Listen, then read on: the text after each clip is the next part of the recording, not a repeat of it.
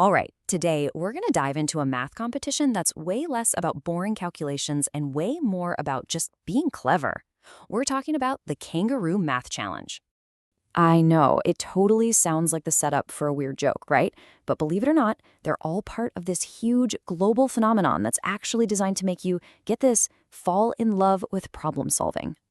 Yep, we're talking about the International Kangaroo Mathematics Contest, the IKMC for short. But I want you to forget everything you think you know about math tests. Seriously, this is not about stressful exams or memorizing a bunch of formulas. Not at all. The whole idea here is actually really simple, but it's super powerful. It's not just about finding the right answer. No, it's about celebrating the coolest, most logical way to get there. It's all about creative problem solving. So what does that actually look like when you're doing one of these problems? Let's jump in with a warm-up, a really fun little puzzle that honestly anyone can try. Okay, so check this out. We've got this gray circle, and it has two holes cut out of it, sitting on top of a clock.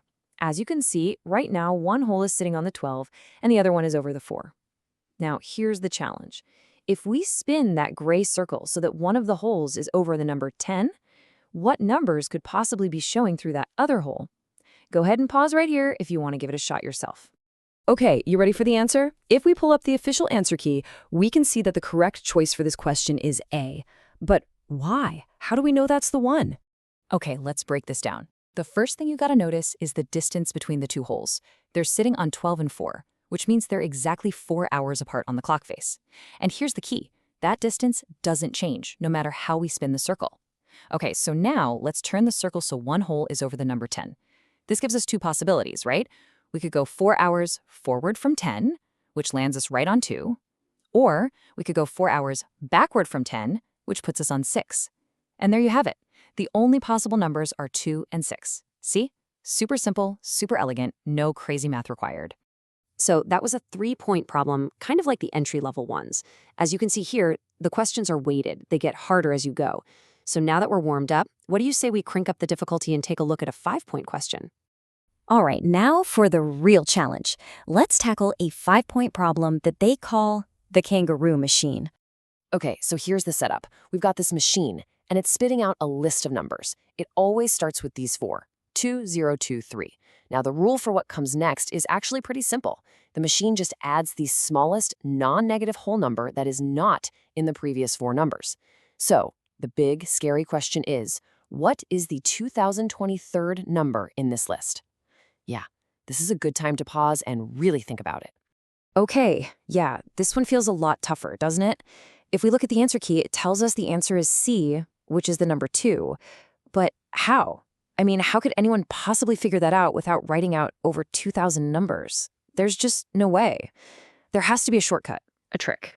And you guessed it, the key is to spot a hidden pattern. So let's just generate the sequence and see what happens. We start with 2, 0, 2, 3. Okay, what's the smallest whole number that's not in that group? It's 1, so we add it. Now our last 4 numbers are 0, 2, 3, 1. Smallest number not in there? It's 4. Let's add that. We keep going like this for just a few more steps, and then boom, you see it. A pattern starts to emerge. After that very first 2 at the beginning, the sequence 0, 2, 3, 1, 4 just starts repeating over and over and over. That is our shortcut. So we need the 2023rd number. Let's just ignore that first 2 for a second. That means we're really looking for the 2022nd number in our repeating 5-number cycle. And this is the easy part. We just divide 2022 by 5. The remainder is 2. That tells us we need the second number in our repeating pattern, which is, you guessed it, the number 2. Amazing, right? And that right there is a perfect example of what this whole kangaroo contest is about. It's not about grinding through boring calculations. It's about the art of thinking cleverly. You know, at the very heart of both of these puzzles is something called logical deduction. And look, that's just a fancy term for something we do all the time. It's just using what you already know to figure out something you don't. It's the same skill, whether you're figuring out where a hole on a clock is or finding a hidden pattern in a giant list of numbers. And really, that's the whole point.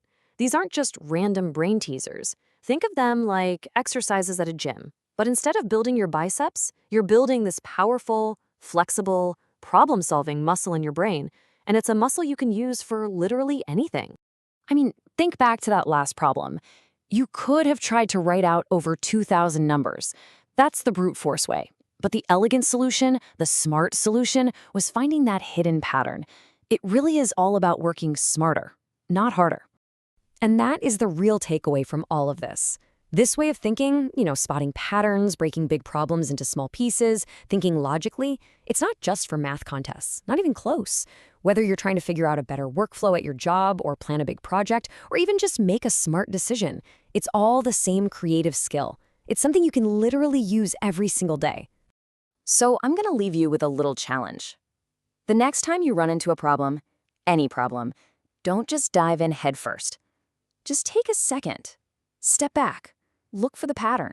Look for the clever shortcut, the elegant solution. So, what everyday problem are you going to solve more creatively?